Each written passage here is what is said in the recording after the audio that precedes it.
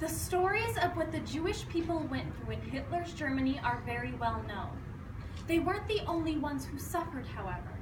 Trapped between Hitler's Germany and Stalin's Soviet Union, 3 Baltic countries were wiped off the map for 50 years. In Ruda Sepetty's novel, Between Shades of Grey, she tells the story of Lena, a teenager from Lithuania whose family was sent in cattle cars and separated. Lena, her mother, and her younger brother were sent to a labor camp in Siberia. They took me in my nightgown. Thinking back, the signs were there. Family photos burned in the fireplace, mother sewing her best silver and jewelry into the lining of her coat late at night, and Papa, not returning from work. Only later did I realize that Mama and Papa intended we escape. We did not escape. "Divide! Hurry!" yelled a KGB officer as he opened the back gate of the truck they had thrown us into. Mother leaned down and put her hands on our shoulders. "Stay close to me. Hold on to my coat if you need to. We must not be separated." Jonas grabbed on to Mother's coat. We reached the train platform. The chaos was palpable.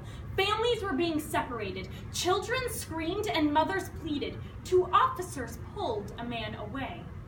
"Divide!" A KGB officer grabbed Jonas by the shoulders and began to drag him away. "No!" screamed Mother. They were taking Jonas, my beautiful, sweet brother, who shooed bugs out of the house instead of stepping on them, who gave everything he had to help others. "Stop!" I screamed, tearing after them. Mother grabbed the officer and began speaking in Russian.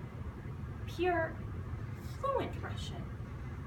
He stopped and listened. She lowered her voice and spoke calmly. The officer jerked Jonas toward him. I grabbed onto his other arm. His body began to vibrate as sobs racked his shoulders. Mother pulled a bundle of rubles from her pocket and exposed it slightly to the officer. He reached for it and then said something to Mother, motioning with his head. Her hand flew up and ripped the amber pendant right from her neck and pressed it into the officer's hand. He didn't seem to be satisfied. Mother continued to speak in Russian and pulled a pocket watch from her coat. I knew that watch. It was her father's and had his name engraved in the soft gold on the back.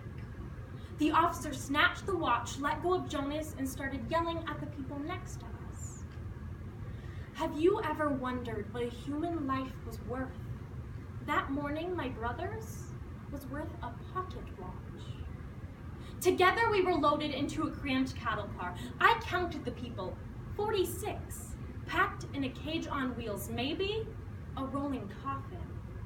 People chattered about our possible destination. Someone said Siberia, but that couldn't be right. There was nothing in Siberia.